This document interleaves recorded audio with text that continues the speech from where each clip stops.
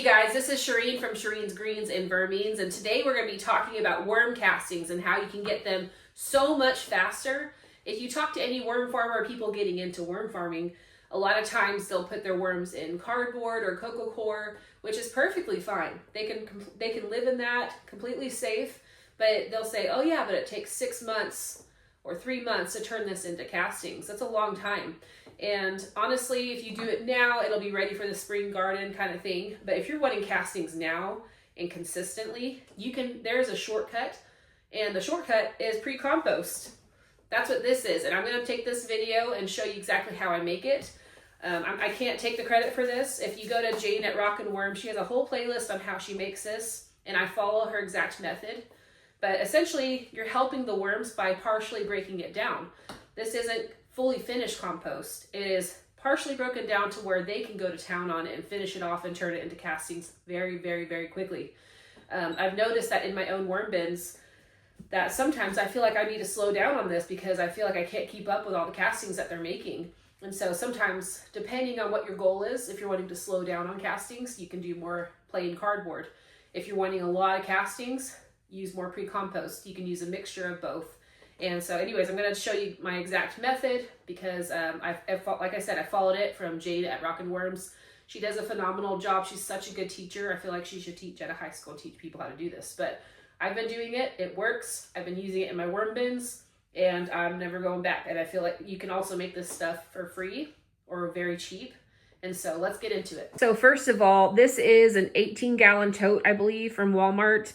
And it's a great, it's not too big, not too small. If you do it in a smaller space, it's not going to heat up as much. If you do it in a really big container, it might heat up quite a bit. And so I find that this is a really good sweet spot. I have 2 or 3 of these where I can have a couple batches cooking at a time.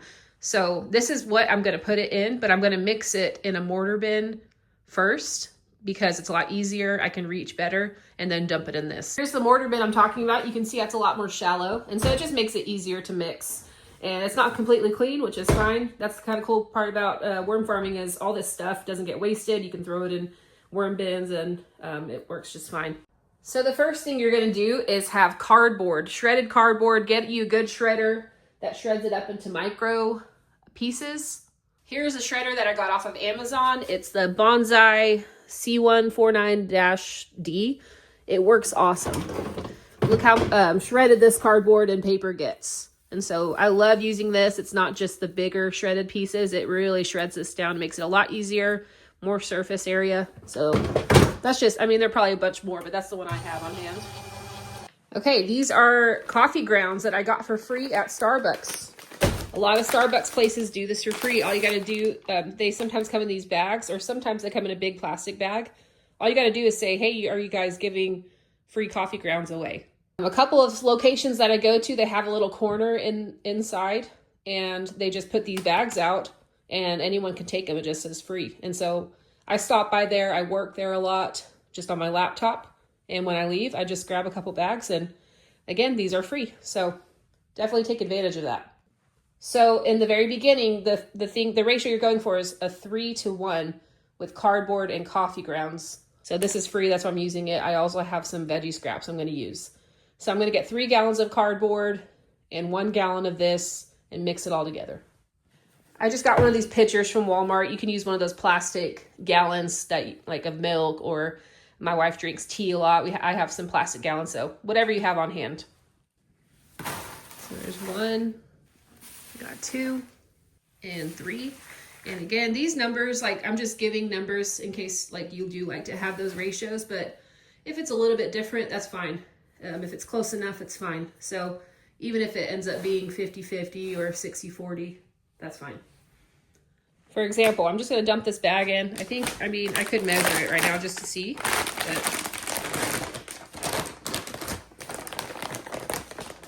I'm just going to dump it in.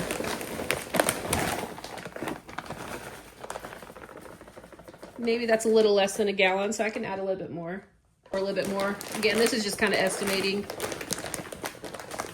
That's good for now. And we're going to be adding more later. All right, so you see this. This is actually a good thing. It's kind of moldy. The worms are going to love that. They just go right into that. And so anyways, I like to mix this just so everything's coated ahead of time. Makes it a lot easier to mix it in this mortar bin, like I said. So I'm gonna speed this up so you don't have to watch me mix it in.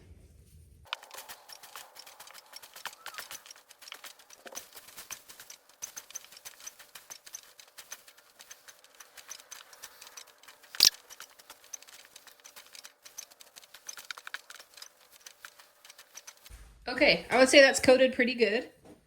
And the next step we're gonna do is get some nasty vegetables. Oh, sorry.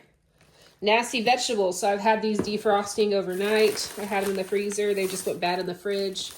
My mom gives these to me and my aunt, or my own, and I'm gonna stick these in a blender. Okay, so don't worry, I have a designated blender for worm food because it's kind of gross if you think about it. So I have this food. I'm gonna stick it in here and we're gonna blend it all up.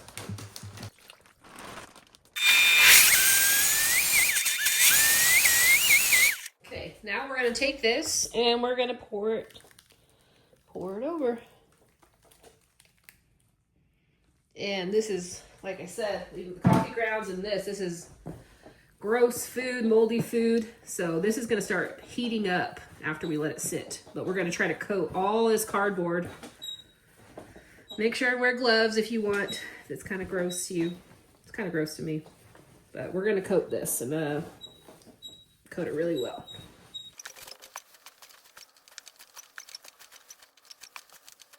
Okay, so with this pre-compost, you're wanting it to be the consistency of a wrung out sponge. See how it's kind of holding together and falling apart? I actually want it to be a little bit more wet, so I'm going to add some mosquito dunk water, which is supposed to help keep the fungus gnats out and fruit flies. See, this is an old tea gallon. Just fill it with water. This mosquito dunk fell out, but I keep this in the water. And you just mix this up and you want it to be like a wrung out sponge.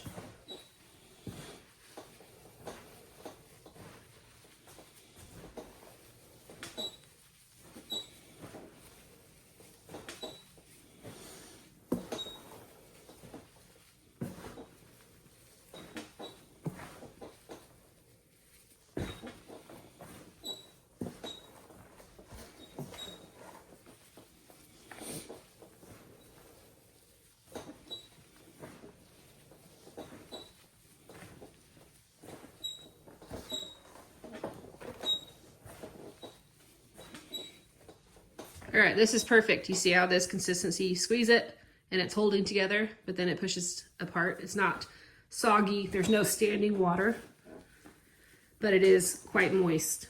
That's what you're wanting.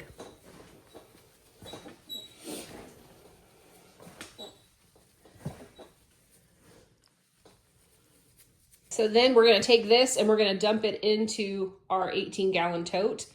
And I'm gonna make another batch of this and also dump it into there so it's just all pre-mixed.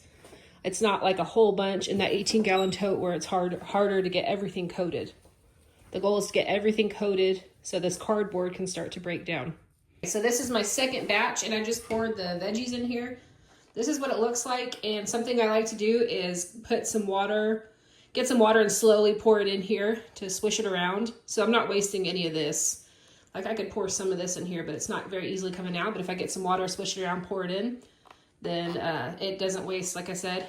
And it's also helping, I need a little bit more water for this anyway. So you could use this liquid as the liquid to make sure this is like a wrung out sponge. Just like this. See how I cleaned it all out like that? And then I can pour it all in.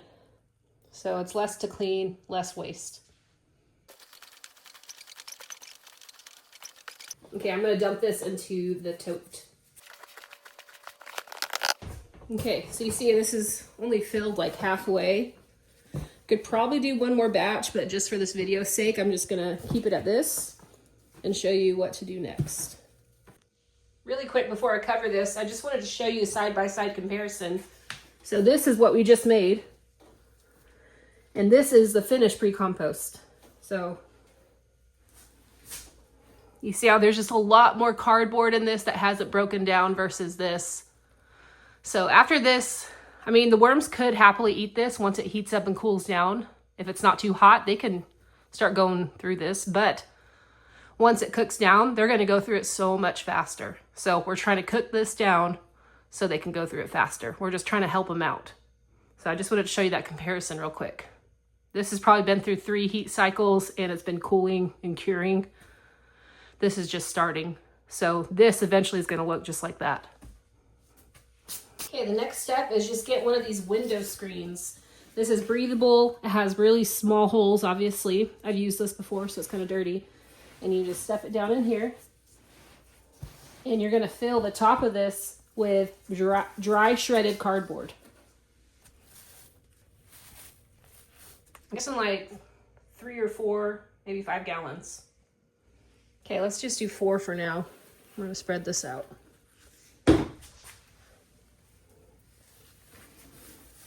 You want it to not seal it off completely, but also if some of this falls in there, it's fine because it's gonna get pre-composted too.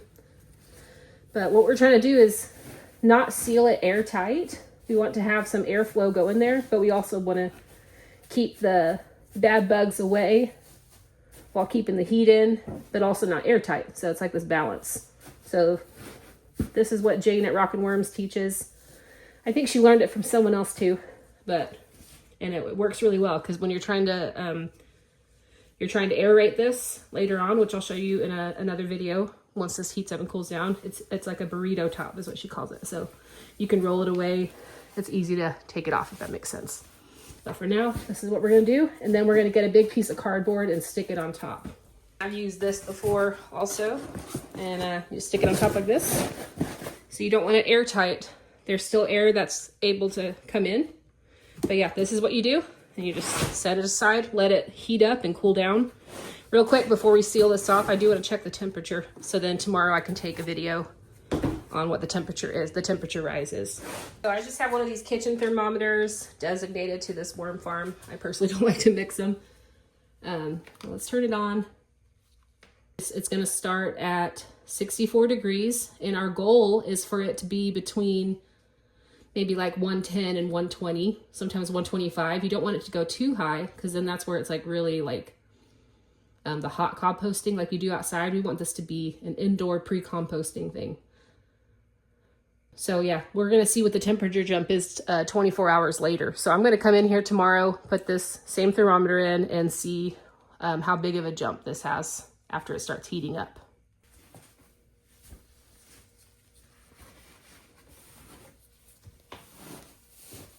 Kind of spread it out like that. Put this cardboard back on. And that's what it looks like. Again, we're going to come back in here and check tomorrow. I know this may seem like a lot of work up front, but trust me, it is so worth it when you get this beautiful, some of that cardboard fell in there, this beautiful pre-compost. I'm not kidding, the worms, you put this in a breeder bin, they'll turn this into castings in a couple weeks. And so it's worth it depending on what your goals are with how fast you want to get castings. So thank you so much for sticking around. I do have a video linked at the end with just more worm farming stuff. Let me know if you have questions in the comments, and I'm more than happy to hear what you guys do for your own worm farms, or if you're confused about something. I'm still learning all along the way, but I'm just sharing what has worked for me. Thank you guys for sticking around, and we'll see y'all in the next one.